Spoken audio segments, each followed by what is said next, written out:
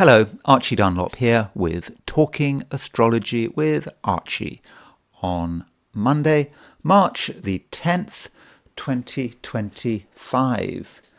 Today I want to talk about the recent execution in South Carolina of Brad Sigmon. He was shot, and a slightly unusual way of being executed by modern American standards. The usual preferences for lethal injection. Brad Sigmon, he killed the parents of his then girlfriend, I think he was, or she was trying to get rid of him, was trying to break up from him, and he was stalking her, and he killed. He killed her parents with a baseball bat. So it was a very brutal murder, and he was shot. He did have a choice. He could have been executed with lethal injection. It could have been the electric chair, and it could have been being shot. So he went for being shot because he didn't trust the purity, I think, of the chemicals that would have been used for lethal injection. And so I thought it might be a good idea to look at his horoscope and to look at the time of the actual execution.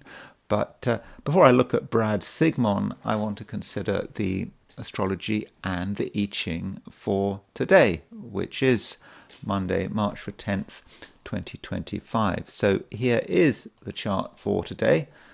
Set for New York, and so there it is. Now you'll notice one thing, that it says daylight saving time. So in the Americas, the clocks have gone forward.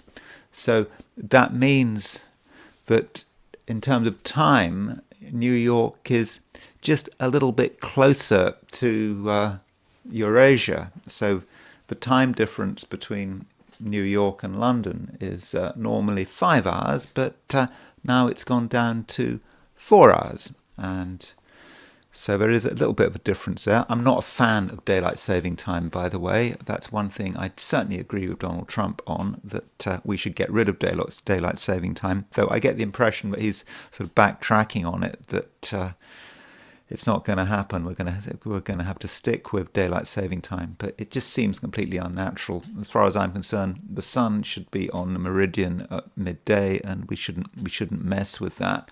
So, as far as what's happening today, Monday, is concerned, the moon is in Leo. Moon is at 9 Leo at noon, and that means we've got 3 planets in fire signs. We've got Moon in Leo. We've got Mercury and Venus in Aries. So there is a bit of a spark to the day. We can see the connections. That's what fire is about. It's about looking at things which apparently might be completely disconnected, but with that fire, we just instantly know how it's fitting together, and we can make decisions quickly. I mean, instantly almost, with all that fire. Now, Moon in Leo is a placement which actually isn't particularly strong. The Moon, although it's not debilitated in Leo, it doesn't. It's not fallen. It's not in its detriment in Leo, but still, the Moon doesn't really have any dignity in this sign, and it's just a little bit weak, and it's just too much for the Moon. The Moon is a feminine planet, it's a responsive planet, and so you put it in fiery Leo, and it just can be a little bit overwhelmed, and that might be how some of us feel. But as the Moon moves through Leo, on a positive note, it makes some quite fortunate aspects. The Moon is making a trine to Mercury, it's making a trine to Venus, it's making a sextile to Jupiter. So there might be a feeling today that things are moving, that there is just a general sense of flow, and Moon Jupiter sextile is a fortunate aspect. It can be quite a lucky aspect. The moon is how we respond. Sextile Jupiter, we can respond in a positive way, and it might actually be quite a good idea for initiating new projects, possibly making a start on things with moon sextile Jupiter. The moon is still waxing, so although it's in Leo, the moon is getting brighter, and we don't have a full moon until, I think the full moon is on Friday. It's quite a big full moon. It's total eclipse of the moon. But right now it just might be just a good time to take advantage of everything and perhaps to put things into practice. Moon also makes an opposition to Pluto.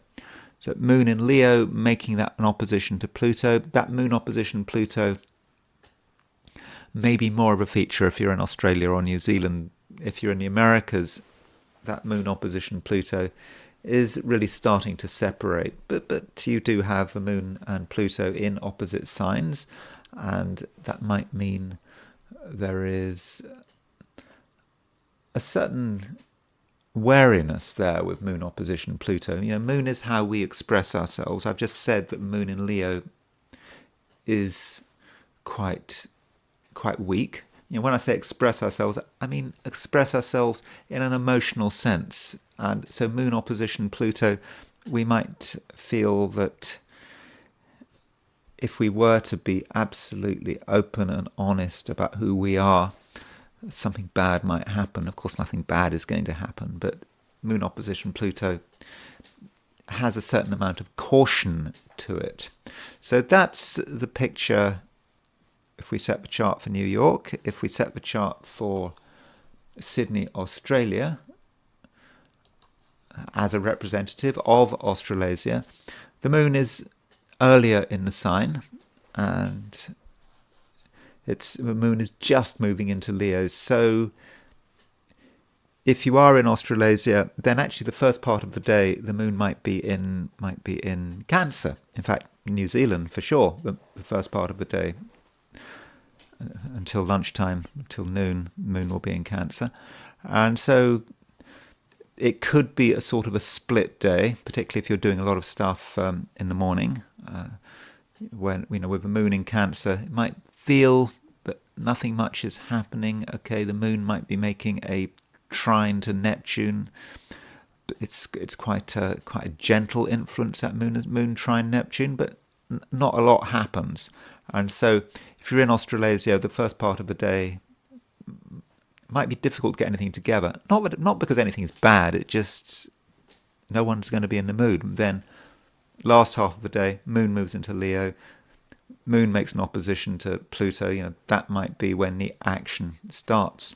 Turning to the heliocentric picture, putting the sun at the center of the solar system, and here it is. Notice that the Earth is starting to make an opposition to Saturn, and this is a reminder that the Earth is always opposition the Sun. So the Earth here in this heliocentric chart is at 20 degrees 2020 Virgo. So in the geocentric chart, it's at 2020 Pisces.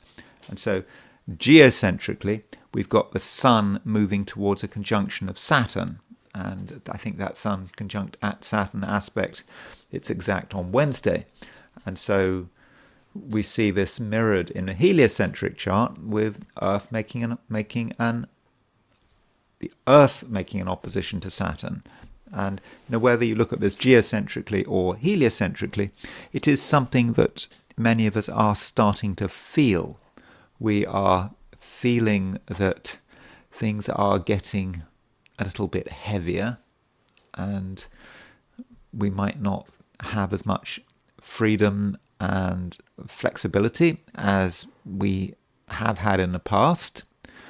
And it's a short-lived thing, but it may dominate the next few days.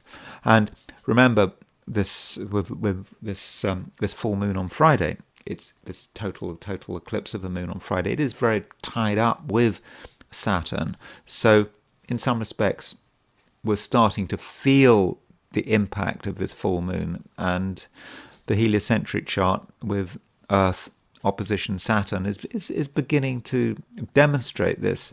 And if we look at the opposition between Earth and Saturn, we can also see that Jupiter is involved. So we had a heliocentric square between Jupiter and Saturn quite recently. Now the Earth is making an opposition to Saturn. It's also starting to make a square to Jupiter. And we could say, if we wanted, that Saturn is on the Earth-Jupiter midpoint. So Saturn on the Earth-Jupiter midpoint may be a sense of things coming to an end. Earth-Jupiter as a pairing is about contentedness. And then you throw Saturn in, Saturn hitting the Earth-Jupiter midpoint. That might be a feeling that the best way to be contented is to end something. And so many of us might feel that if we want to be calmer and happier, something might have to come to an end. And therefore, it might be a general time of farewells, saying goodbye to people, saying goodbye to things, moving on. We don't have to be too dramatic about it, but things can't go on forever. And it just may be that the best way of dealing with the universal energy represented by this heliocentric chart is to look at the things in our lives which have maybe reached the end and aren't really doing us any good anymore, and just saying goodbye to them. And that's okay. And that may be about activities, it may be about states of mind, and it can also be about people.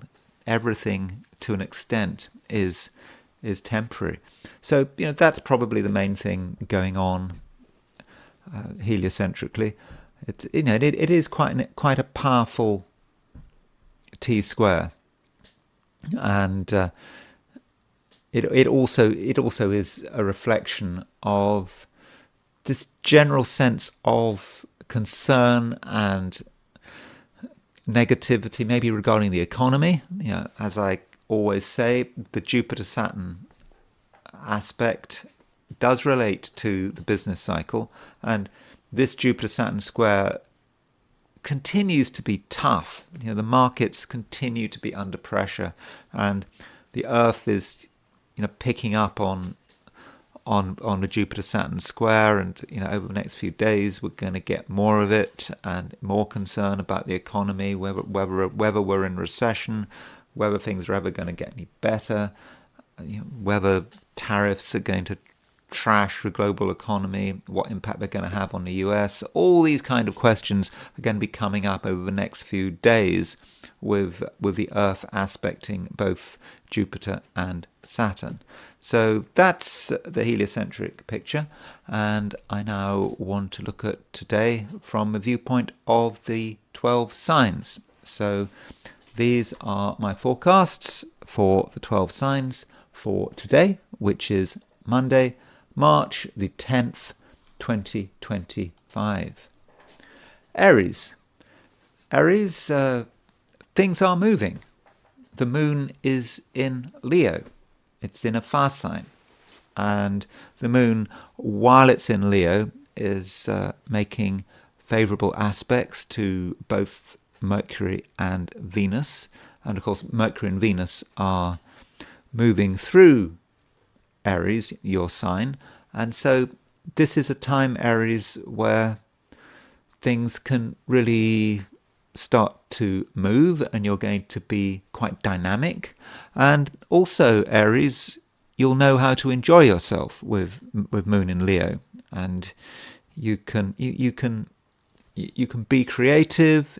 You don't have to apologize, and also, you benefit from the fact that Mercury and Venus are starting to form a conjunction.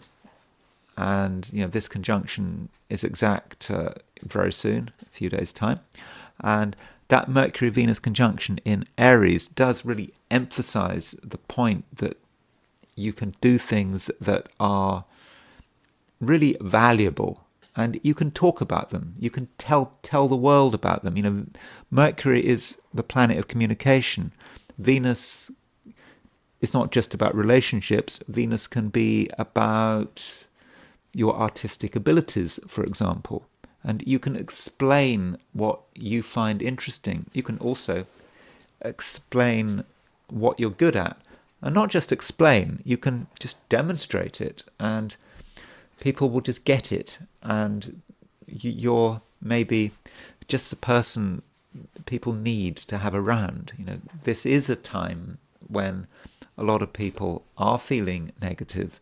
I just looked at the heliocentric picture, and the heliocentric picture, with the Earth starting to make an opposition to Saturn, Earth hitting Jupiter. People are just concerned about where things are going, what's going on in the business cycle, the fear that things are just moving from bad to worse. But you, Aries, you have a different perspective.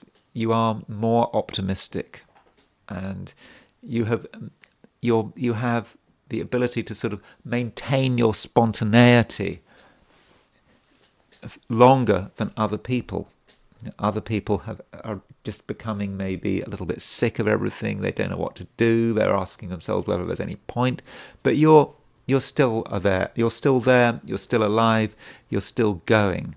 And this optimistic spontaneity is going to be useful as far as relationships are concerned. So the moon is making a trine to Venus, and with the moon trine Venus, you have the ability to get on very well with people, and you can make people feel happy. People are going to like you, and if you're in a relationship with someone, then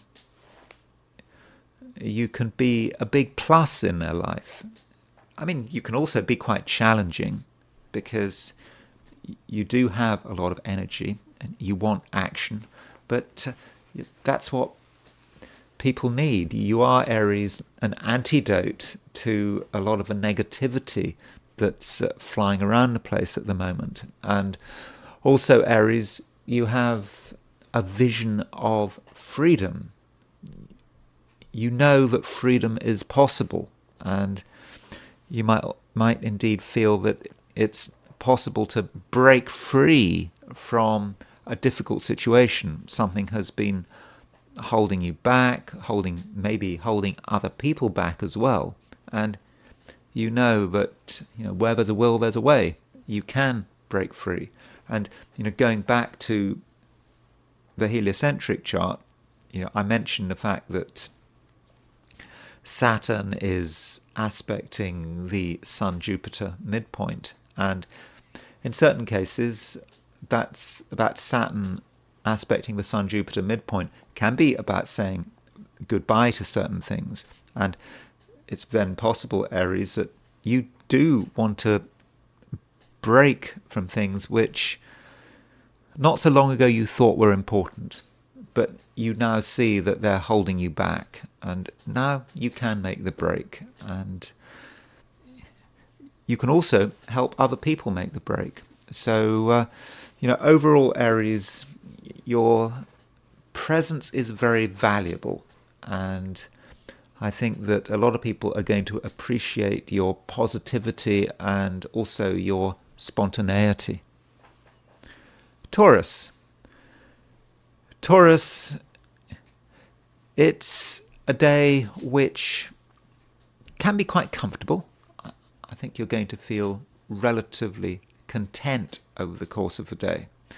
But I don't think it's going to be a day when a huge amount is going on. At least you're not going to want a huge amount to go on. You're going to prefer it if things are just more settled. They move according to a particular plan, your plan, and I don't think, Taurus, you're going to want surprises. You'll want things to be done according to a particular pattern, and if you can stay in one place, so much the better. Stay in one place, at least in a psychological sense. Okay, you might be moving around over the course of a day, but where you are psychologically, you want this to stay consistent. And you probably also want to be surrounded by people who are consistent. And you also, you don't really want to reveal too much about yourself. Now, that doesn't mean to say that you have to be completely secretive. The moon does make a trine to Mercury and a trine to Venus, and that is quite a communicative pair of aspects, but it's communicative in a low-profile way. You don't have to communicate to a large audience. Communicating to one person or two people, and being careful about what you reveal, because it is possible to reveal too much, and at the same time you're very aware of how fast things are moving around you, and this speed can be exciting, but you don't really want to be part of it. You'd rather be an observer than an actor. And so, Taurus, make sure that you have control today, and ideally you'd spend a day at home. That's the best place to be, in amongst a familiar environment, amongst familiar people, and yes, trying to avoid change at every step of the way, because change just doesn't feel comfortable. It doesn't feel as if it's the right time. And maybe, Taurus, it's also about incorporating what has already happened. A lot of things have happened recently, not just to you, but to other people, to the world at large. You just need to incorporate it, create some stability, and that's the way it should be, and that will just feel right. And the moon, having made a trine to Venus, it makes a sextile to Jupiter. Now, that is actually quite fortunate, because Venus has made a sextile to Uranus. Venus has made a sextile to Jupiter. Venus is now going retrograde, and the moon brings that Venus Jupiter sextile together, and it allows you to be luckier than average. Moon Jupiter sextile is a great aspect, especially as the moon is also aspecting Venus. So you can bring things together, and you can discover things which really work out very well for you.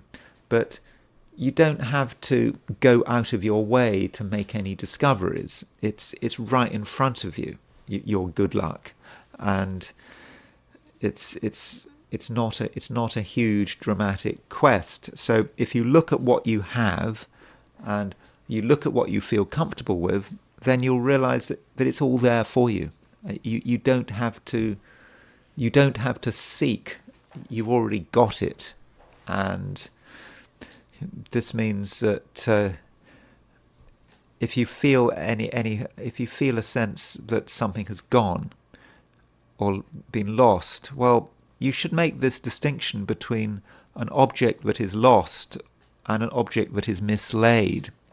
In horary astrology, this is an important distinction when you're trying to find things using a horary chart. Where you ask a question: where is this missing object? Where is it? Where is this ring? I lost a ring or something, or I lost some money. Where is it? So you ask a chart. Can can be a lost cat. Not really a cat, because a cat is a living being and is ruled by the sixth house. But in horary astrology, the second house and the fourth house can represent two different things. The second house represents something that is lost, and the fourth house represents something that is mislaid. And if it's lost, well, it could be anywhere. If it's mislaid, it's somewhere close at hand. And today, with the moon in Leo, any sense of loss, well, it's actually mislaid. So if you feel that something is not complete, I'm not necessarily talking about an object. It may be about something you enjoyed doing that you might think it's just lost, but in fact it's mislaid and it's actually right in front of you. But you just have to look, and it may be better to look down, to look around you. You don't have to look miles away. It is right there. And so once you feel comfortable in the present and you feel comfortable in your own space, then you'll realize that, you've got everything, and there's no need to spend all day looking for something which is right in front of you. You may even be just standing on it. Gemini. Gemini, you are a Gemini. It's a bit of a Gemini day. With the moon moving through Leo, you have got lots of things to say, and you can speak with a certain amount of conviction, but also there is a lightness to you. You can talk about different subjects, and people are going to enjoy your company. So don't be afraid of other people. Don't be antisocial, and you can talk about most subjects and people will be interested, and at the same time you can carry with you a certain amount of excitement. Things are interesting, and you can make people interested, and you can encourage them to go further. Some people might not want to go further. They might feel that everything is fine as it is, but do we want to take risks? But you're able to push people, and you yourself, you're not satisfied with the way things are. You want to go further. You want to make improvements. And this is something you present, and you challenge people to make the most of what they've got. And so you are someone who can be quite motivating. Being a motivating person, well, that's not something one normally associates with being a Gemini, but at the moment you know how to encourage people, and once you start encouraging people, you start to think about yourself and what you can do. And if we look at Mercury is starting to move towards a conjunction of Venus. Mercury is your ruler, and so if it's moving towards a conjunction of Venus, then in a broad sense that is a fortunate conjunction. And specifically, it allows you to make the most of what you have, and also it allows you to be recognized.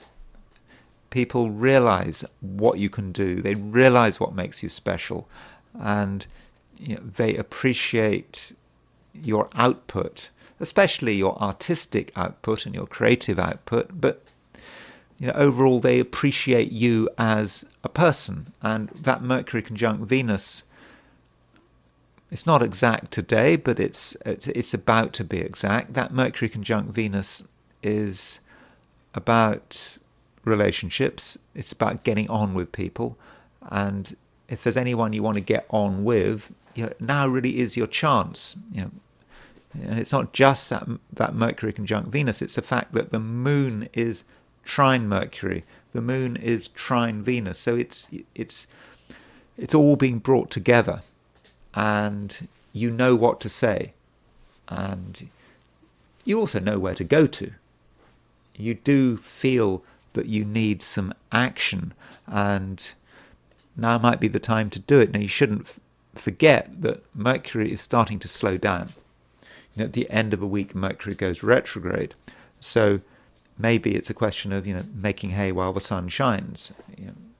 So while you've got the chance, you can really be out there, and you can be having a real impact. And people are going to appreciate your presence. And additionally, the moon is making a sextile to Jupiter, and Jupiter's in Gemini, and that moon sextile Jupiter is a fortunate aspect. And if things can go your way, they will go your way, provided you make some effort. Moon sextile Jupiter, although it's a good aspect, it does require a little bit of effort. It's not a trine, it's a sextile. The sextiles are a combination of ease and effort. They are about the number 6, 6 of a circle. 6 is 3 times 2. 3 represents ease. 2 represents effort. So you put a little bit of effort in, and things move quickly, and you get lucky. And also, people appreciate you. Jupiter is ruler of Sagittarius, your opposite sign, and so moon sextile Jupiter, you know exactly what to say to make people like you. And because of that, it's a time when relationships can prosper. Cancer, you shouldn't forget about what you own and what you want to own, and also that links in with money. There is certainly a financial dimension today with the moon in Leo, and it just may be that you're spending a little more time than usual thinking about money and wondering about money. And if money is potentially available, you might want to do something to get hold of it. And it can work out in a very natural way, because the moon's in Leo. So Leo is a sign which, in the Cancerian chart, does have a connection with finances, but the moon is making trines to Mercury and Venus. So these are very fortunate aspects, and the moon is also making a sextile to Jupiter. So the moon in a financially orientated sign is making fortunate aspects to Mercury, Venus, and Jupiter. So that should mean, logically, Cancer, that financially things really can go your way. And so if there's something you want financially, and you've been waiting to take some financial initiative, to ask someone for money, to ask for a pay rise, to maybe discuss a loan if you feel you need a loan, or you want a loan on good terms. Not encouraging you to get in debt, but if that's something you have to do, now might be a good time to do it. So anything to do with money, Cancer, today should work out better than usual. Also, the moon making a sextile to, it is making a sextile to Jupiter, and also making trine to Mercury and Venus. Money aside, those aspects are fortunate. They allow you to benefit from other people, also just benefit from the outside world. And it just may be that if you look at yourself in isolation, you might think that you haven't got much to offer, that not much is going on. But that's because you're looking at yourself in isolation. As soon as you start to make the links, like being in touch with other people, taking advantage of things that might be available, as soon as you start moving beyond yourself, then the good luck starts to manifest, and things can actually happen much quicker than expected. And if you're working today, then I think that there is a real scope for optimism with the moon trine Mercury and Venus. You will have a very clear set of abilities which will be obvious. People will just see what you can do, and it's therefore not a time for being shy. Now, I think you might feel shy, though. You might wonder whether it's really worth making the effort. You might feel a little bit unappreciated, at least until you give it a go. I mean, that's just your subjective feeling. And yeah, you might feel that no one cares until you make the effort. And the moment you make the effort, any effort, then you'll realize that the situation is completely different. People really will, love what you're doing. You will be someone who can make things move for other people, and so people will give you the appreciation you deserve if you give them a chance. Though also, Cancer, you don't have to reveal everything. It does seem that you're able today to keep something in reserve. You could reveal it if you wanted to, but it's best to hold back until the moment arrives when you just want to show everyone what you can do. And when you do take action, it actually can be quite surprising, but not in an explosive way. Just people will just realize that you've got a load of abilities that you've maybe been keeping to yourself, but now's the time when you can really bring them out into the open. So Cancer, it looks like being a really good day, but you've got to make that first move. If you do nothing, if you don't engage with anyone, if you stay where you are, then it might not be such a good day. It might be quite a disappointing day, but it needn't be.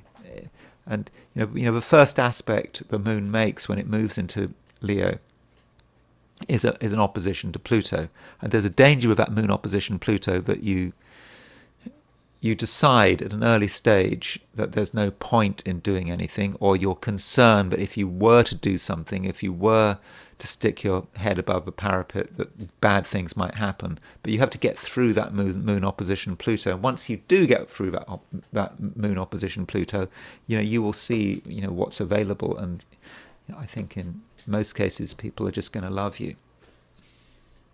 Leo, moon is in your sign, and the moon is making some great aspects. It's making a trine to Mercury, making a trine to Venus. It's also making a sextile to Jupiter.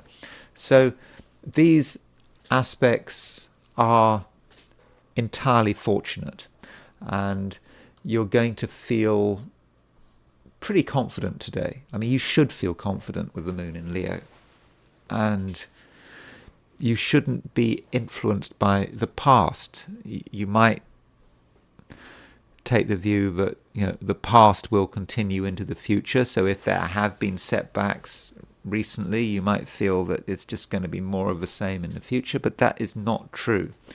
With the moon in Leo, you have a real sense of what you can do, and also a real sense of possibility.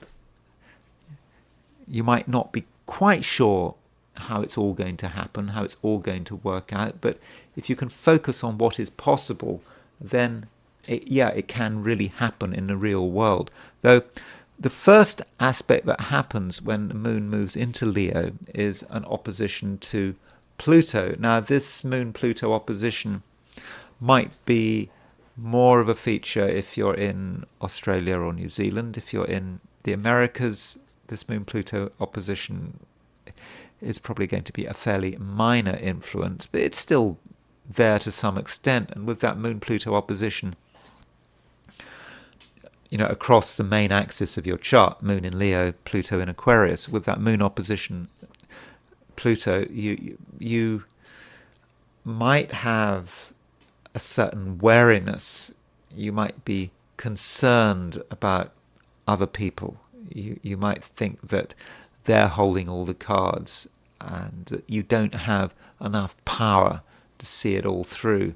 But it should be a concern that is passing. You know, the moon, having made that opposition to Pluto, it moves on, makes trine to Mercury, trine to Venus, and that's when things start to happen, and when you start to realize about what is possible. And it's important not to have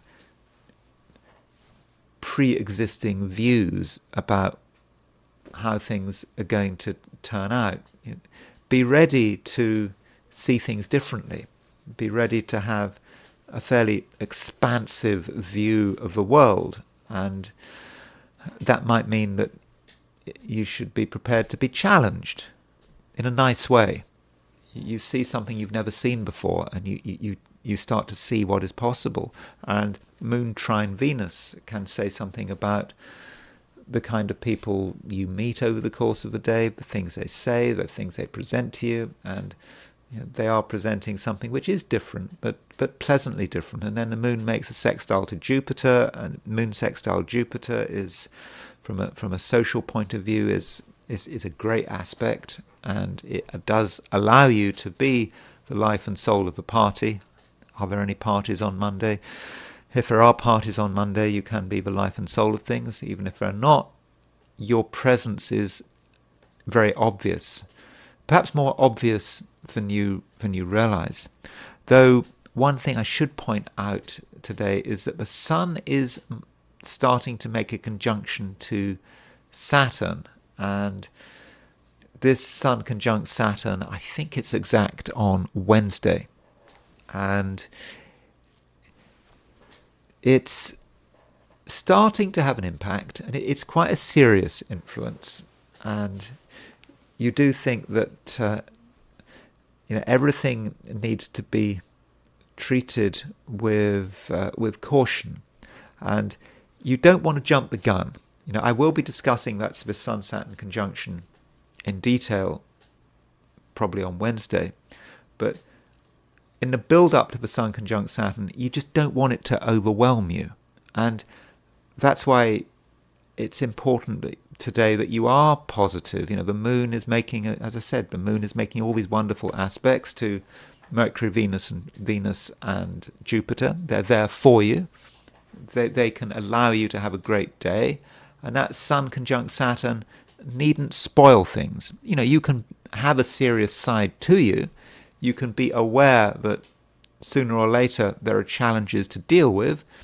But today, I don't think so. I think that today you can just be positive, and you should concentrate on what is available in the present and not worry too much about the immediate future.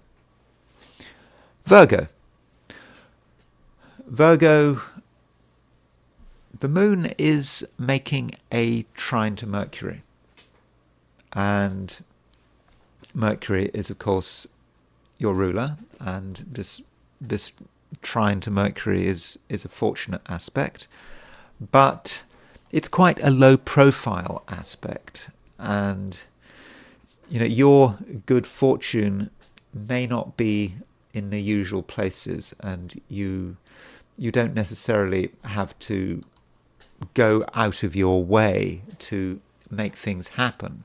And many Virgos are going to just feel that the best approach is to lay low.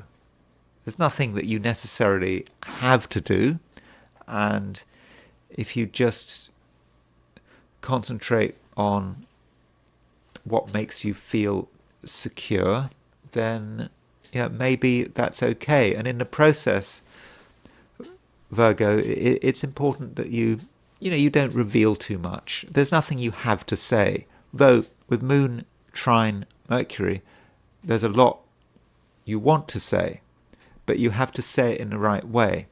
And indeed, you have to say it to the right people. Not everyone is going to appreciate your message. Some people might not understand what you say.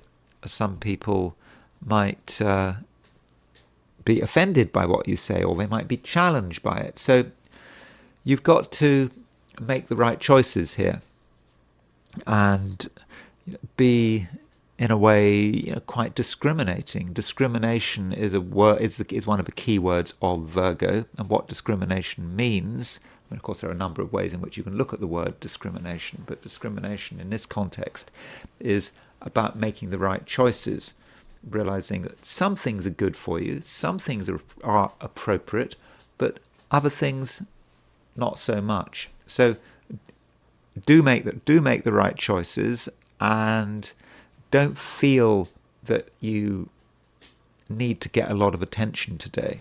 And some things really can be kept to yourself, or at least to people who you really trust. Now, the moon does make a sextile to Jupiter, and that moon sextile Jupiter could have a relationship to your ambitions and what you want to achieve, and you can take steps towards getting what you want. And this can be done in a way that is quite secretive. It's okay to be secretive, and in fact, in many cases, it is the right thing to do, because if people know what you're doing, if they know what you're up to, then they can anticipate what you're doing, and that is especially the case if you're in a conflict situation. I don't think it is a conflict situation, but the element of surprise could be important, and some things today do need to be kept to yourself. Now, turning to relationships, the moon is making a trine to Mercury, and it's making a sextile to Jupiter. So the moon, in a way, is bringing Mercury and Jupiter together, because Mercury is applying to a sextile of Jupiter, and that is happening. But the question is, does Mercury ever make that sextile with Jupiter? Because what's happening is that Mercury is your ruler. Mercury is starting to slow down, and so it seems as if Mercury is getting closer to Jupiter. You can see Mercury. There's Mercury at 8 degrees Aries. Jupiter is at 13 degrees Gemini. So that might feel like you moving towards someone or getting closer to someone, but Mercury never actually makes that sextile to Jupiter, because it goes retrograde. At the end of a week, it goes retrograde. So that is a possibility. Trying to sort something out with another person, but it just not working at the last moment, perhaps because you leave it too long. But the moon can accelerate things, because the moon makes a trine to Mercury, then it makes a sextile to Jupiter. So some outside factor can bring you and another person together, for whatever reason. For whatever reason you want to get in touch with this other person. Many different reasons. It might actually be something to do with what you want materially, or something to do with business or career. I'm not necessarily talking about anything romantic. It might be that there is just a reason why you want to talk to someone, why you might want to meet them, and the moon can facilitate the meeting. And the moon might be just forces working behind the scenes, and you need to know how they're working, and you need to be able to take advantage of them, because if you miss that moment, then Mercury goes retrograde and you might miss your chance. But today, because of something happening in the background, you just might have a chance to get in touch with someone, just like at the last moment, just before it's too late. So that's something to look out for. Libra. Libra, it's a fairly pleasant day, I think. Things are moving gently. I think when it comes to dealing with other people, you're quite effective. You know what to say, you know what not to say, and in most cases, people don't find your presence jarring. You're around. You're around for people. You're not going to rock the boat, and you know how to behave. Venus is in Aries. It's still in Aries, retrograde in Aries, and so you have the opportunity to understand how other people work. You can, to an extent, give them what they want. You can say the right things. And also, Venus is making a conjunction to Mercury. So Mercury is moving towards a conjunction of Venus. And in the next day or two, this conjunction will be exact. And this allows you to tell people what you think. You'll have no problems communicating. And today, with the moon making a trine both to Mercury and Venus, you really are able to be, pretty free-flowing in terms of what you say. And you can also be quite dynamic. If you want to assert yourself and express how you feel, then that is something you can do. And this is especially the case if you can assert an idea that people already know. It's like reminding people of something. So there might be an important thing going on that some people have forgotten about. They kind of know it's important, but they've brushed it away, and then you remind them of it. You forgot this. This is actually what matters. You know it's what matters. You knew it mattered last week, and nothing's changed. And by reminding people of something, you immediately get their attention. You make them realize that nothing has changed and that dynamic action is necessary. And so, that's a good way of getting people's attention. Just thinking a little bit about the past, thinking about what someone found important recently, but is not talking about it anymore. Now, at first sight, you might take the view that, things have moved on. They're not talking about it anymore, so it can't be important anymore. But that's not the case. Consider the possibility that people have just been careless. They've forgotten about something, and then you remind them. As far as you're concerned, it's obvious, but it wasn't obvious at all because people had forgotten.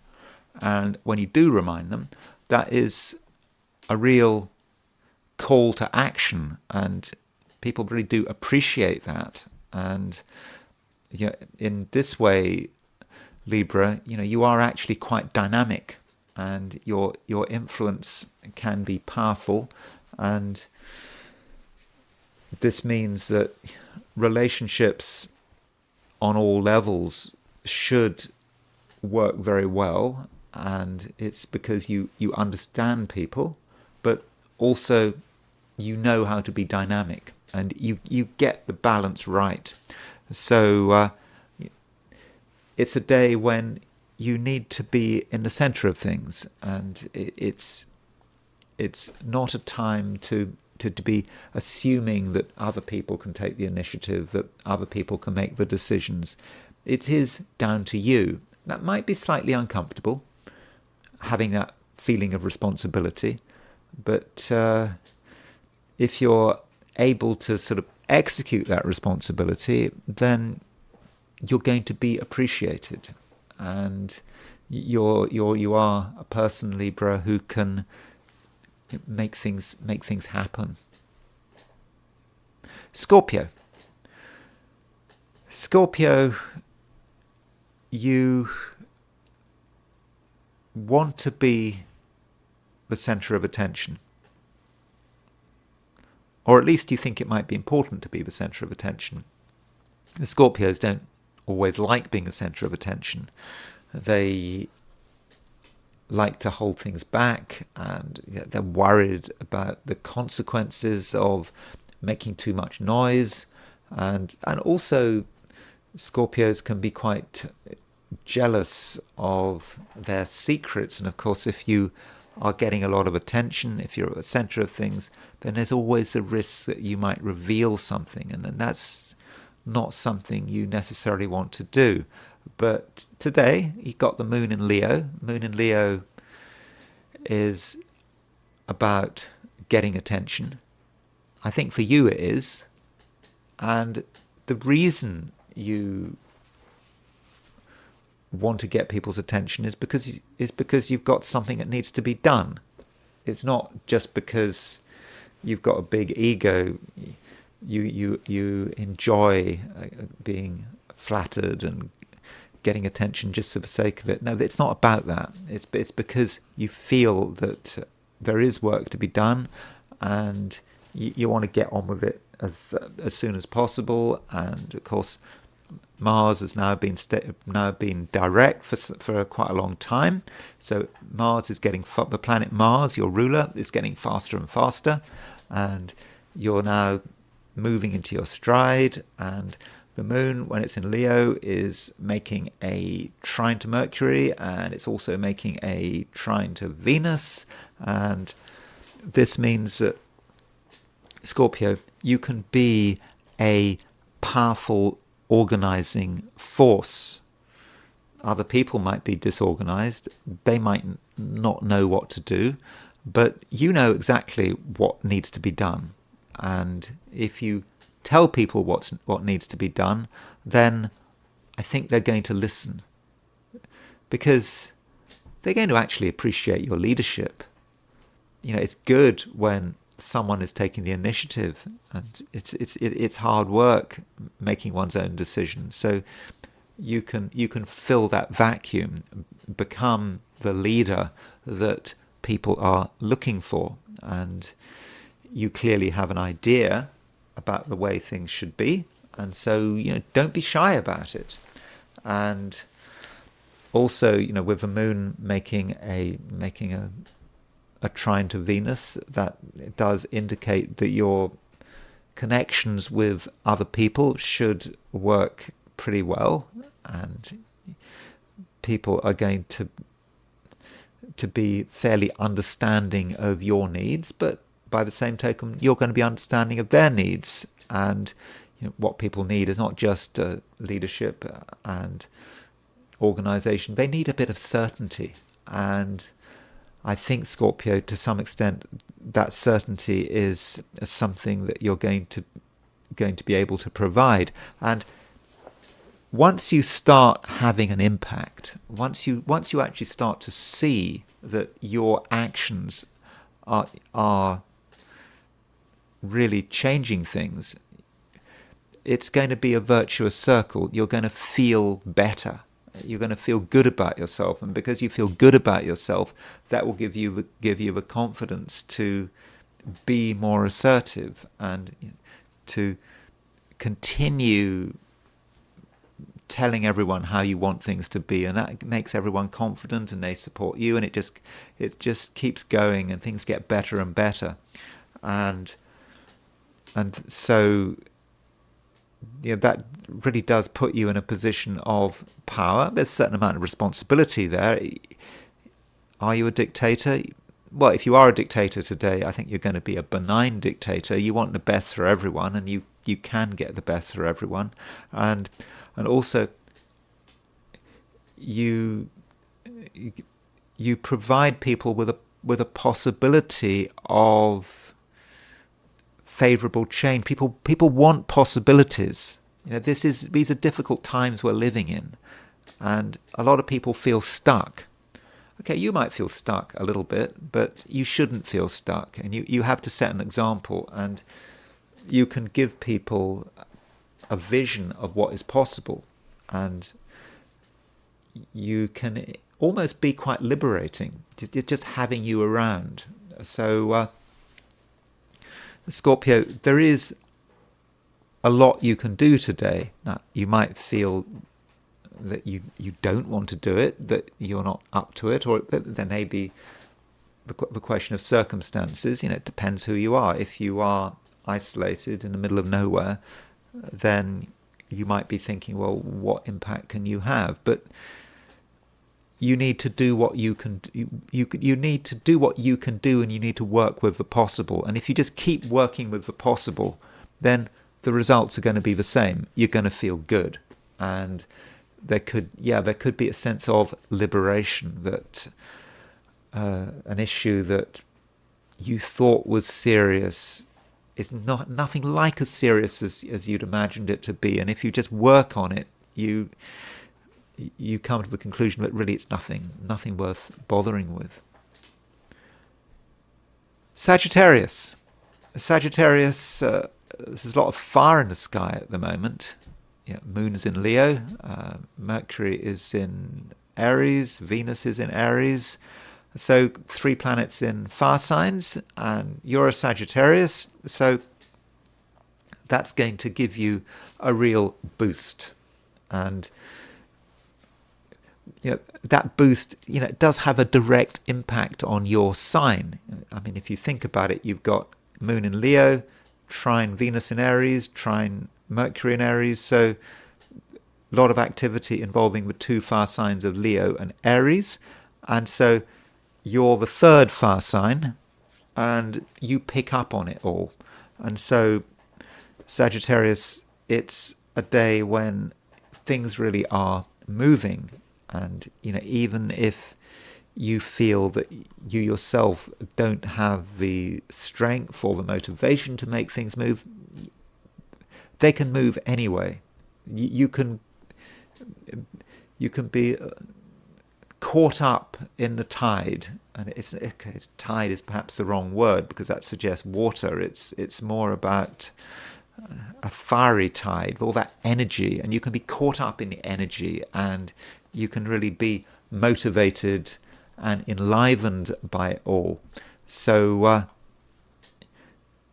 just be open to that possibility, and don't think that things are going to be boring. And if you want activity, you can just go out and find it. So it's just very important, Sagittarius, that you just have a completely positive approach, and you're able to make the most of everything that's on offer. And you also have to remember that you have certain skills which are important, that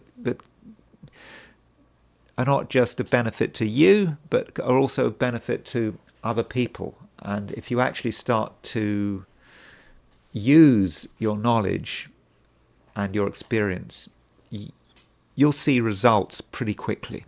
So Sagittarius, it's just really important that you don't doubt yourself, and you just take advantage of everything that's on offer. And also, the moon in Leo is making a sextile to Jupiter in Gemini. Jupiter is, of course, your ruler. So that moon-Jupiter sextile is going to be very positive for you. And it might be positive in a relationship sense. I think that your ability to get on with people is going to be good, and at the same time, other people are going to be more open-minded than usual. That might not seem obvious, but actually people are more open-minded, and if you give them a chance, then you can really see what they can offer. And if you offer them something, and you might be concerned that it's a bit outlandish, a bit radical, then you might be very surprised by their response, because, as I said, people are open-minded and they're prepared to consider just about anything. So if you've got radical ideas, then don't keep them to yourself. The world needs to know about them, and once you start talking about your ideas and even demonstrating your ideas, I do think that you'll get a favorable response. Additionally, we have a conjunction between Mercury and Venus. Now, that Mercury-Venus conjunction, it's exact in a day or two's time, so it's not quite there yet, but it's pretty close now. And that might say something about other people. Other people should not be underestimated, and you need to give everyone a chance, because people are at the moment not just open-minded, but they are willing to give you a chance. They're willing to give everyone a chance, and they're also on the lookout for excitement, and anyone who can provide excitement is going to be popular, and you're the kind of person at the moment who can provide excitement. And so it really matters, Sagittarius, that you're not self-conscious. Self-consciousness is not going to get you anywhere. It's unnecessary, and you mustn't think too much about security issues, and you might worry that if you go too far in one direction, something bad might happen, and that's because there is a conjunction between the Sun and Saturn. But that Sun and Saturn, it's not exact today. You can worry about that in a couple of days' time. I'll be talking about the Sun conjunct Saturn, and it sort of links up with the total eclipse of the Moon, and that total eclipse of the Moon at the end of the week, I think it's on Friday. That is a big deal, but right now, there's no total eclipse of the Moon. The Moon is waxing, the Moon is getting brighter, and it's a time, Sagittarius, when your job is to brighten everything around you, and that's definitely something that you can do. Capricorn, I think you're in a position where you understand things that other people just don't get. Maybe it's because you're slower and more considered at the moment. You don't want to be in a rush. You don't want to jump to conclusions, and you just want to just take the time to maybe listen to your feelings, and also to make some basic observations that just other people maybe are not making. And because of this, you just get it, and you look at what is happening around you, and you're wondering why. Why is it all happening, and why are people behaving in the way they do? Because they don't have your knowledge. They don't have your caution, and I think there is something rather cautious about you at the moment, and it might have something to do with the fact that the Sun is starting to make a conjunction to Saturn. I think this Sun conjunct Saturn is exact on Wednesday, but with Sun conjunct Saturn, you can feel, maybe it's like a shadow, or it's something that just other people aren't noticing. I don't want to personalize it, but it's just something is creeping in, and you're aware of it, and you just know that it requires a certain amount of caution, and you might be putting yourself in a Cassandra position where you tell people how things are going to work out. You make predictions about the future, and people don't want to listen, and that's always a problem. And well, is it a problem? It's not a problem for you, because you're the one with the knowledge.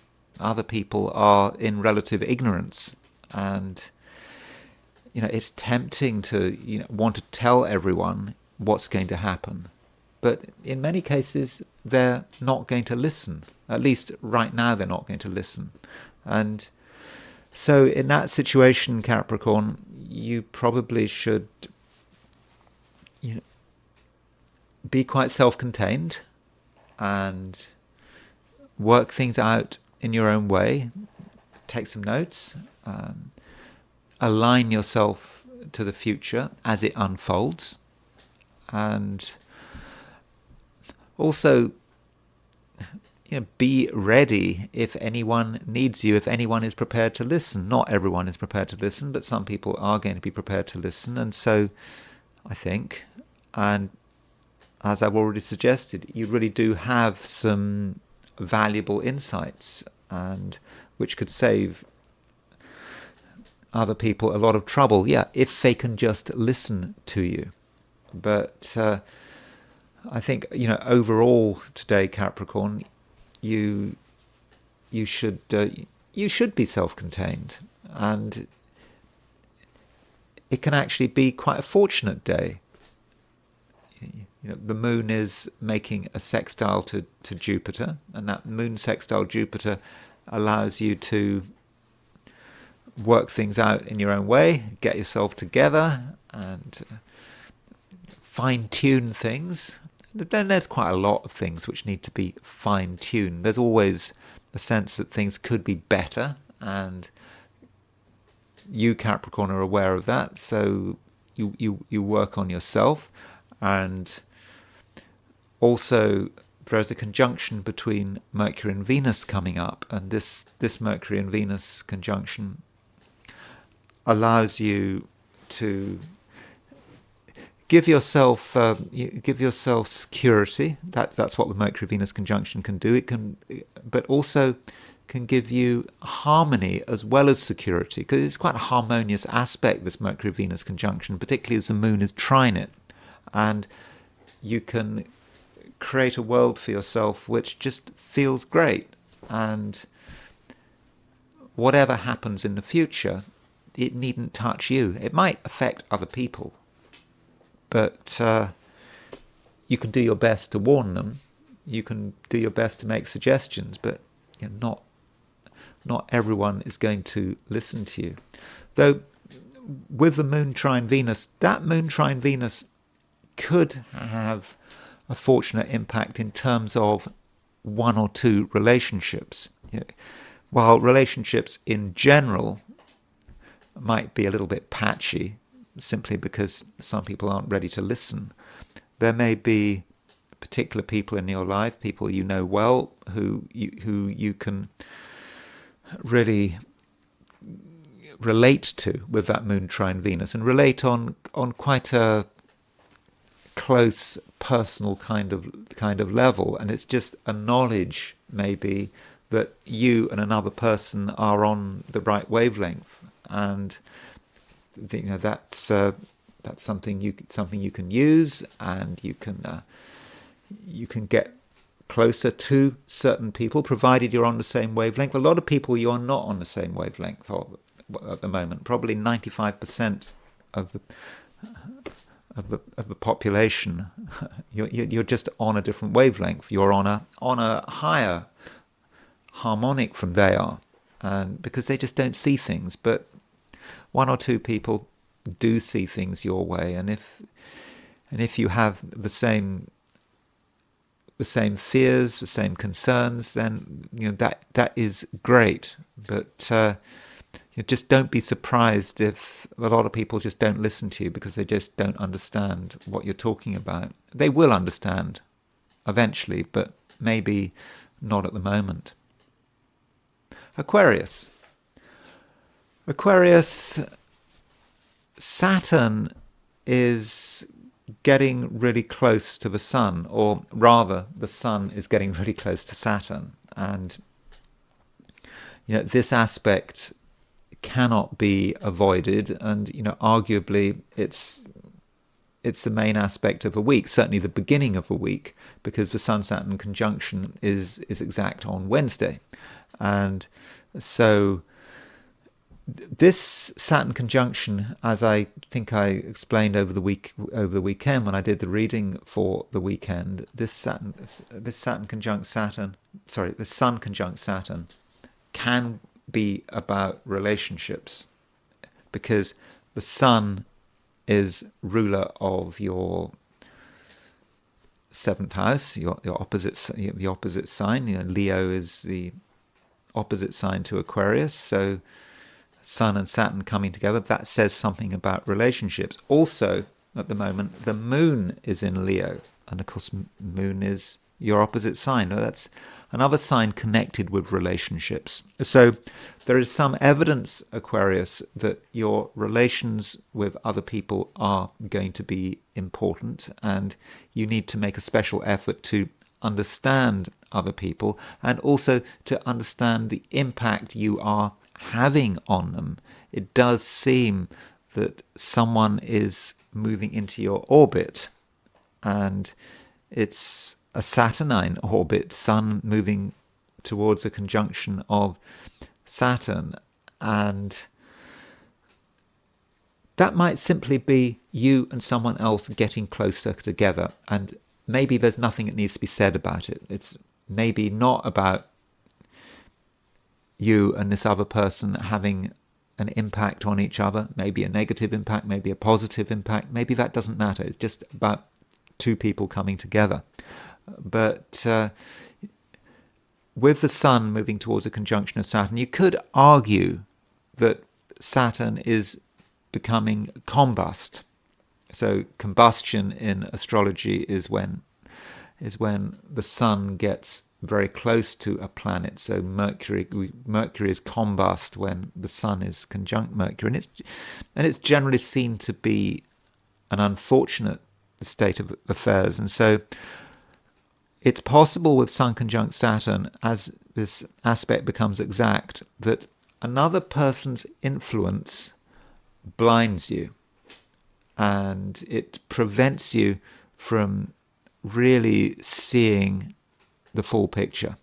So while it's a good idea to be close to other people, you also need to consider what kind of impact these other people are having on you. For example, what are they telling you? Should you believe them? Or maybe they're just wasting your time, spending too much time with another person when you should be spending your time on something else. So don't allow anyone at the moment, Aquarius, to dominate your life, because obviously that's not desirable, and you could get distracted because there are other things going on. And I'm sorry to be a little bit negative, and that's not the only thing going on today. The moon is in Leo. It's making a trine aspect to Mercury and Venus, and that does indicate that your social skills are pretty much at the top of the range, and your ability to communicate, to be pleasant is really, really very good. And maybe at the moment, at least today, your social activities should be emphasized, but you don't want to make them too intense and too concentrated, because if you focus on particular people to the exclusion of all else, then that could be draining, and you might find that you waste a lot of time and you miss out on other opportunities. So certainly a social day, and that can be a good thing and it can be a bad thing. It depends on how you handle things. Pisces,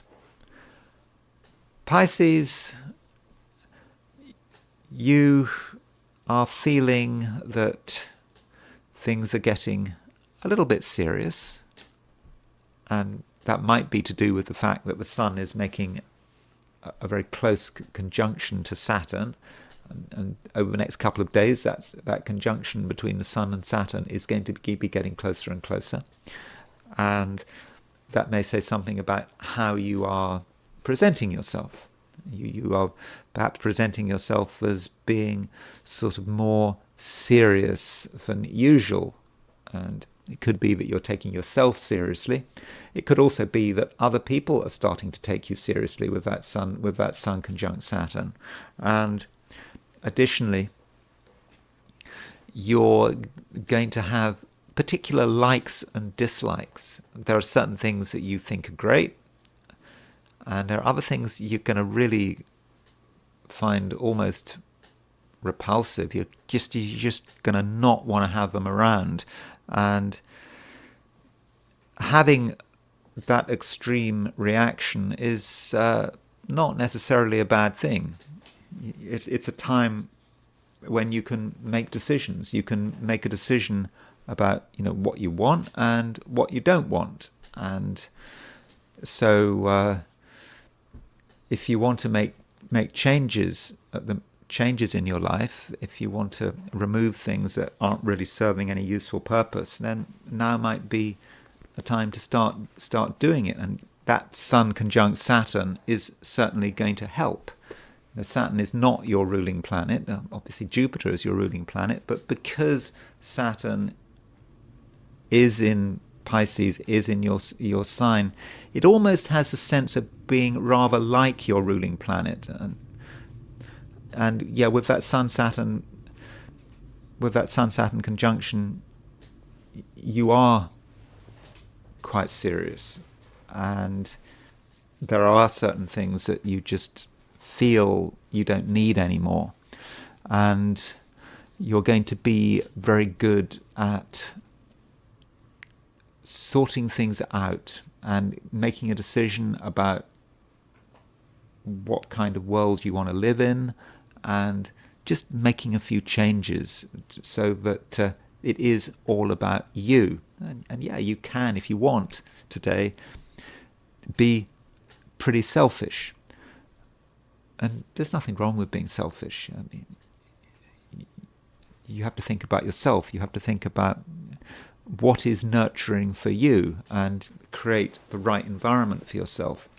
And as far as other people are concerned, well, it needn't be so bad, because the moon is making a sextile to Mercury and it's making a sextile to Venus. And with those aspects, you can come over as being reasonable, but of course at the same time you're very clear about what you want and what you don't want. But you can come over as being reasonable, especially as the moon also makes a sextile to Jupiter, and people will listen to you, and your way of doing things, your way of organizing things is in some way going to seem superior, and people will recognize it. So if you're very clear about how you want things to be, Pisces, and you don't allow much room for discussion, then I think that people will listen, and in many cases they'll do things your way without much complaining. And those are my forecasts for the 12 signs.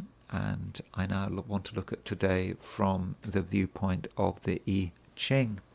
So I asked the question, what is Monday going to be like for those watching the I Ching section of this video? And the first hexagram I got was hexagram 15, which is modesty. And this hexagram doesn't move, no moving lines. And so when I looked at the 12 signs, for many of the signs I was talking about the fact that it might be quite an exciting day. After all, the moon is in Leo. It's making favourable aspects to Mercury, Venus, Jupiter. It looked as if it was quite a happening day. But this hexagram, modesty, no moving lines, might indicate the opposite. With no moving lines, can we actually expect much to happen? I think the answer might be no. And we should be happy if nothing happens. Modesty is about obviously not showing off. and we respect that there is a time and a place for everything, and we're certainly, we're not trying to impress anyone, and we're not trying to impress ourselves even, and we're just trying to do things properly. And it's just so interesting because we've got the moon in Leo here, and the moon in Leo is not particularly modest, particularly with those aspects to Mercury, Venus and Jupiter. And so we might have to make a little bit of an effort here. Part of us, if we look at the astrology, part of us wants to show off, wants to show the world what we can do, but that's not necessarily the appropriate thing to do. And maybe it goes back to what I was saying at the beginning of this video. I suggested that the moon in Leo is not especially strong. Yeah, the moon likes attention in Leo, but Leo can be just a bit too much for the moon. And so modesty is telling us how to deal with this. We should not seek anyone's attention, and we should just quietly get on with it. And by doing this, we can actually save ourselves a lot of trouble, especially when we consider the nuclear hexagram. So the nuclear hexagram is the hexagram in the middle, when we knock out the top and bottom lines, and we take the second, third and fourth line as the bottom trigram, and the third, fourth and fifth lines as the top trigram. And the nuclear hexagram, what underlies modesty, is hexagram 40, which is deliverance. And deliverance is, it's about the avoidance of something. And we can take action to avoid a problem, a crisis, a danger. And that's why maybe we need to be modest. Because if we're modest, we don't attract attention. And if we don't attract attention, then that means we don't attract adverse attention. And the universe leaves us alone, and the danger passes. And it's therefore a way of escaping is modesty. That might not sound right. How can you escape by being modest? Well, yes, you can often escape by being modest, because if you're modest, you're not showing up on anyone's radar, and that's how it should be. And so don't try to accomplish anything huge today, in spite of the temptations. Just be yourself. Don't try to be anyone else, and you will be fine. And then there is a question of this execution in South Carolina. I know there are other things going on in the world, but it's surprising it got quite a lot of news coverage. I know that we get executions pretty regularly in the United States, maybe less than usual, but certain states are more fond of executions than others. So this execution was in South Carolina, and so he'd been on death row for, I think, over 20 years, and then finally he was executed. And here is his horoscope. Interestingly, South Carolina's motto is Dum Sparo Spero, and Dum Sparo Spero means while I breathe, I hope. It's almost like that motto was specifically designed for people on death row. While you're alive, you hope that you stay alive.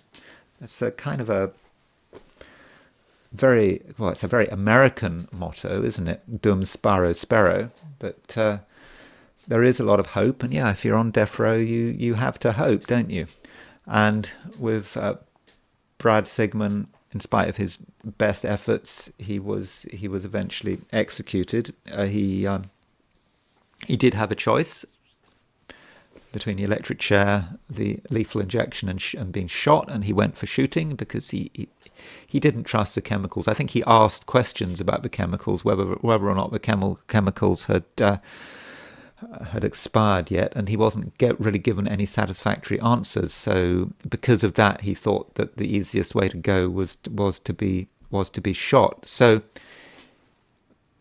there is no doubt that he committed the crime by his own words. So after he was convicted, he said to the jury, he said, "Ladies and gentlemen of the jury, I am guilty. I have no excuse for what I did. It's my fault, and I'm not trying to blame nobody else for it, and I'm sorry." So he came straight out with it.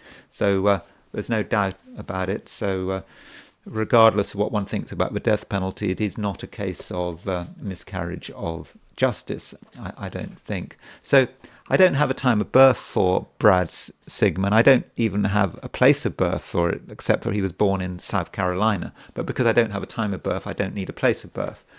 So these are the positions of the planets at noon on November the 12th, 1957. I've said it for Charleston, South Carolina, but again, it doesn't matter because I'm not using the ascendant, so I could have set it for anywhere in South Carolina, indeed anywhere on the East Coast.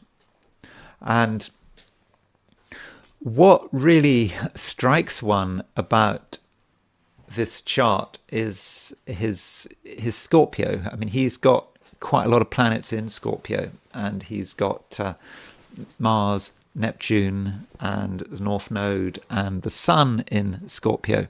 And in particular, he's got a very close Mars-Neptune conjunction.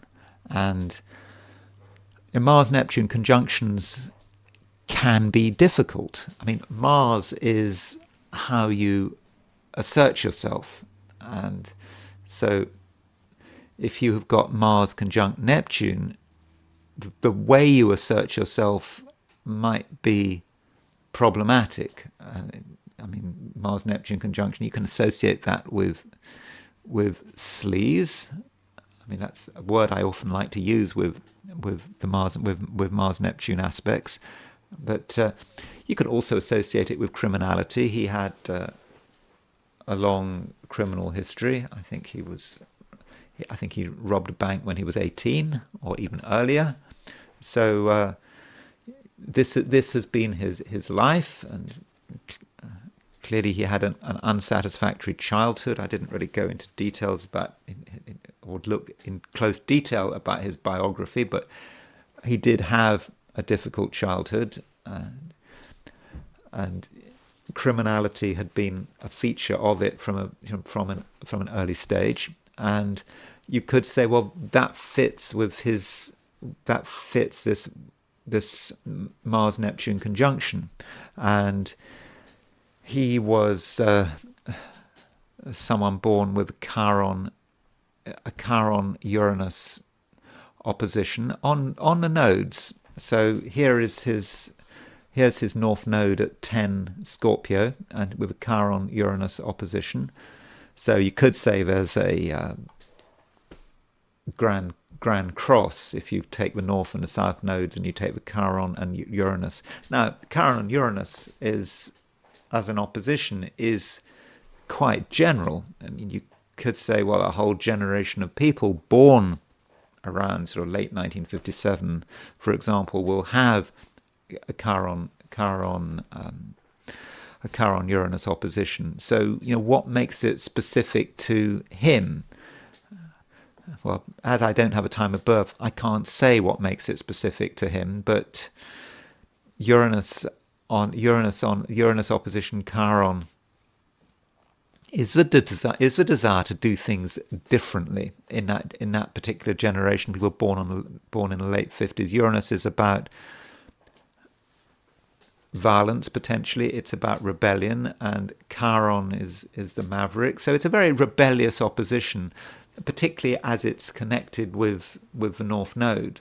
And he wanted to perhaps be a rebel in his final moments, deciding how he was going to die. You would have thought maybe the lethal injection would have been easier than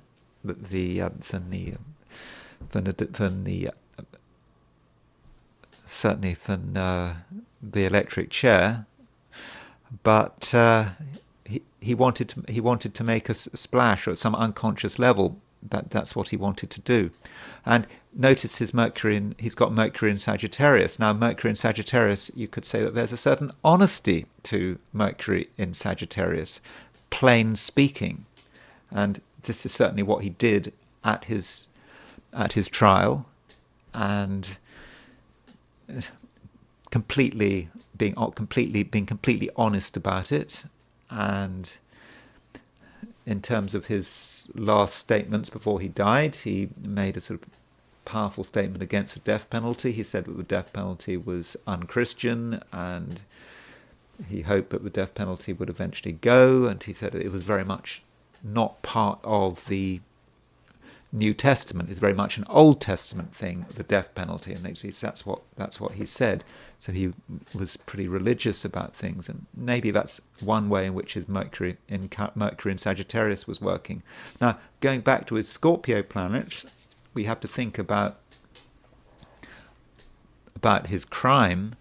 So he became obsessed with a woman, and he was living in a trailer with her on, I think, her parents' property. It was his trailer, and then they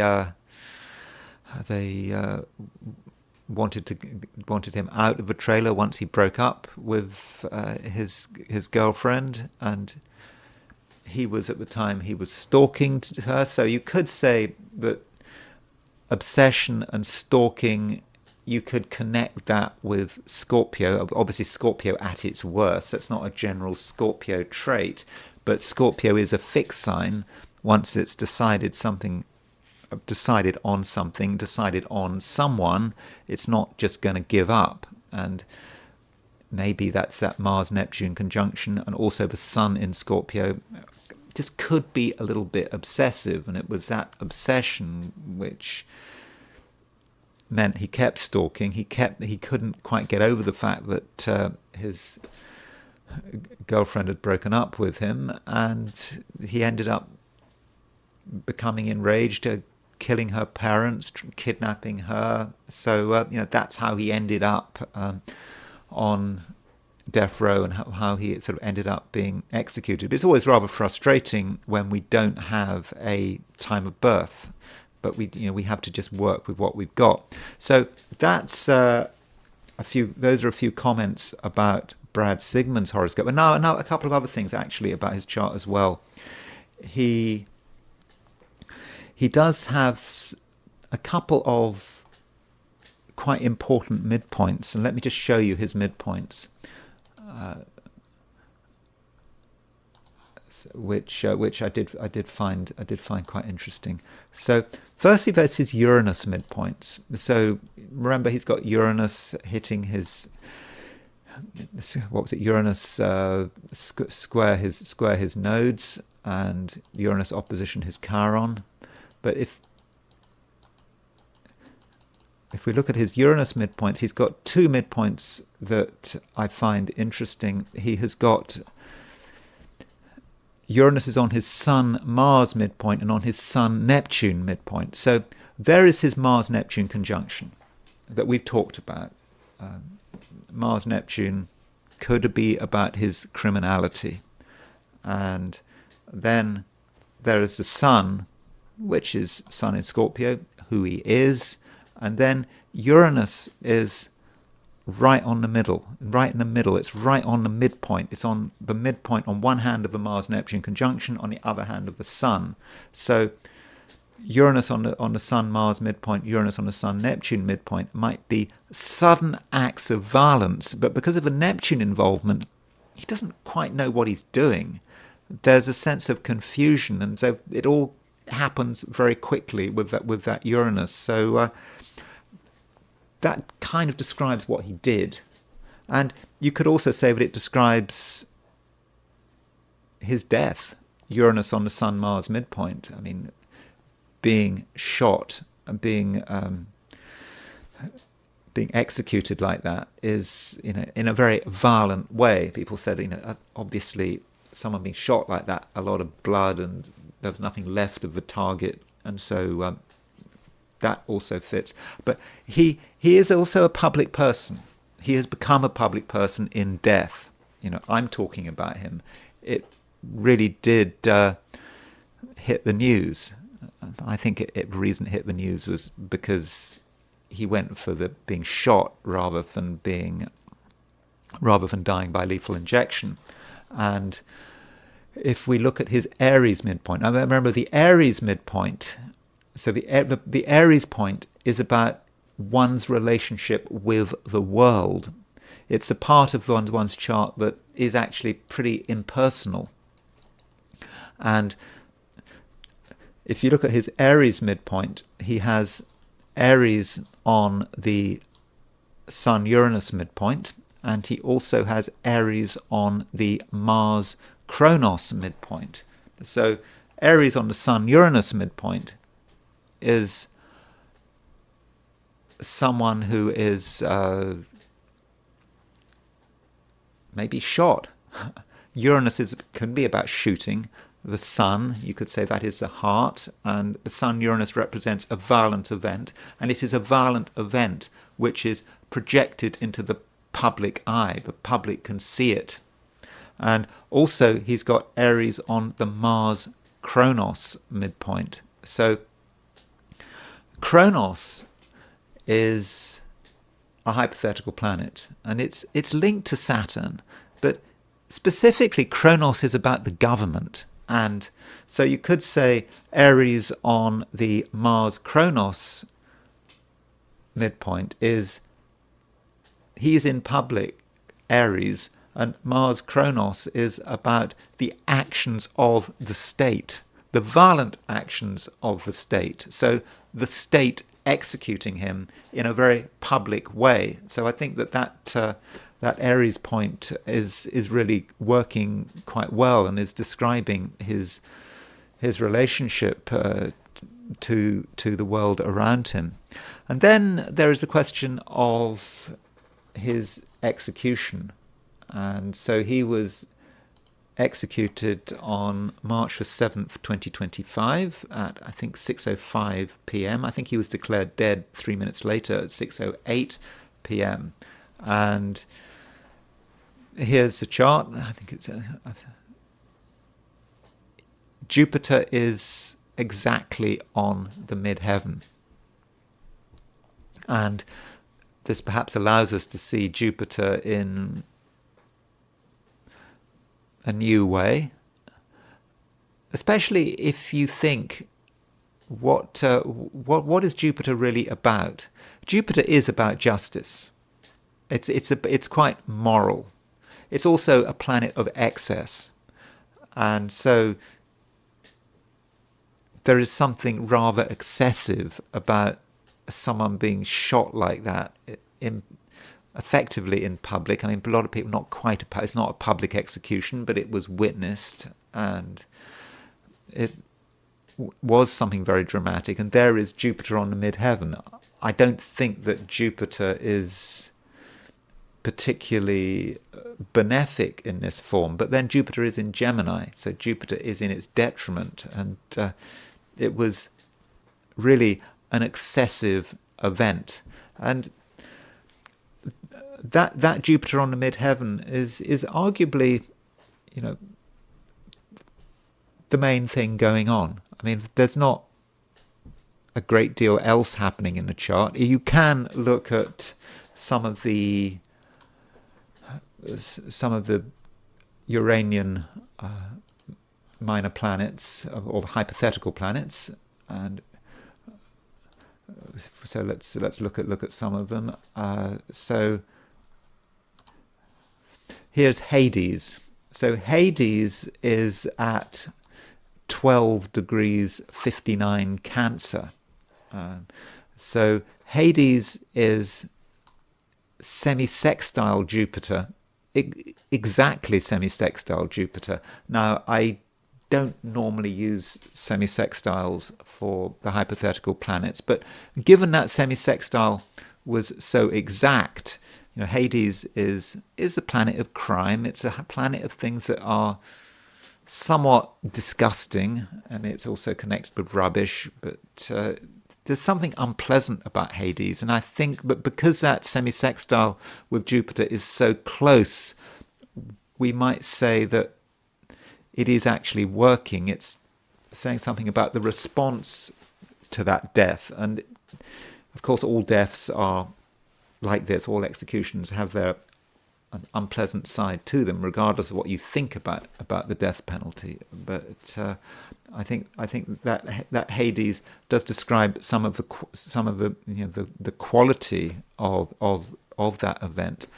Additionally, the moon was aspecting the Mars-Saturn midpoint. So the Mars-Saturn midpoint is approximately at about 18 Taurus. So the moon was within 1 degree of making a semi-square aspect to the Mars-Uranus. To the Mars-Saturn midpoint. So Mars-Saturn is about death, and so the moon is, maybe telling us about the public, how people respond to it, or it may just be an aspect to Mars-Saturn. It is an execution, so that's kind of descriptive. But I'm not saying that the chart of the execution is really telling us everything we need to know. It's not an especially spectacular chart, but it is dominated by that Jupiter on the midheaven. And then there's a question about what transits was Brad Sigmon experiencing at the time of his execution. And I'm looking at this in the knowledge that not a great deal was going on in terms of transit. So here is Brad Sigmon's chart in the center of the center of the wheel. On the outer wheel, we've got the positions of the planets at the time of the execution, and said I didn't really see that a massive amount was happening. Over the last couple of years, he has had Uranus opposition his Sun, so it seemed that Uranus opposition his Sun, it was starting to move away, but maybe we have to account for a sort of 3 degree orb there. We don't know where his moon is because we don't have a time of birth. Mars was fairly close to his moon.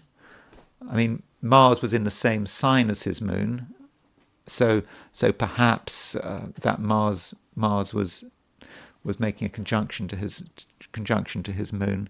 Then there's Pluto. Pluto was doing something. So Pluto at the time of the execution was at 3 degrees 4 Aquarius, and his Neptune is at 2 degrees 59 Scorpio. So Pluto was very close to the square of his Neptune and really square his Mars as well. So he had Pluto square his Mars-Neptune midpoint.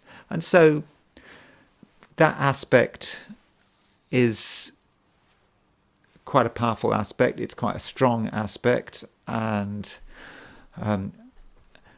additionally, look at the moon. The moon was quincunx Pluto. So you could say that the moon at the time of his execution was just past the trine of his Mars-Neptune, of his Mars-Neptune conjunction, and of course the moon was on the Mars-Saturn midpoint. So there are a few things to see. And finally, there is his solar arc directions. So solar arc directions, he was around 67 when he was executed, and so here, well, this is a chart for when he did the crime. I'm not going to look at that.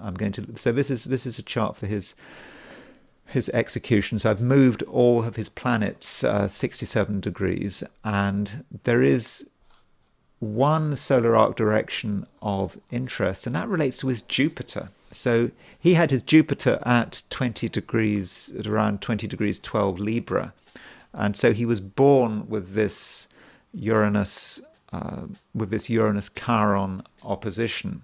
And so if you move that Uranus Chiron opposition 67 degrees approximately, so there's his Uranus Chiron opposition in his natal chart, but when we move it 67 degrees, it moves on to his Jupiter. So from a solar arc direction perspective, it's a very Jupiter experience, and we don't really know much about his Jupiter because we don't have a time of birth, but that seemed to be the solar arc direction that was most related to his death, as far as I could see. So those are a few thoughts about Brad Sigmon. It's not particularly impressive, and that's the way astrology often is. We want to look at an event and we want to try to create significance, but we don't often find significance, or at least we don't always find significance. But as I had the intention of looking at this execution, I felt that I just had to talk about it anyway, even if what I'm showing you is not especially dramatic. Anyway, that's all I've got to say for today. I hope you found this video of some interest. If you did enjoy this video, I'd be very grateful if you were to like it. If you're not subscribed, I'd be extremely grateful if you were to subscribe. If you want to buy me a coffee, there is a link in the description, and I will talk to you again tomorrow.